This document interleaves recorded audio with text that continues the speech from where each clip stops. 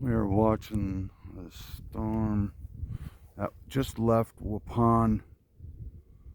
No longer has a tornado warning on it, but I don't know.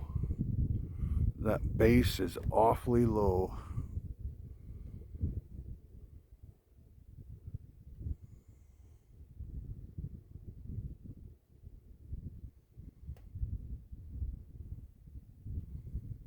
Got to the highest elevation point that I could over here, and I can see that base.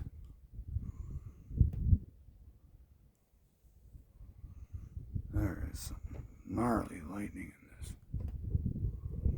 Still humid out.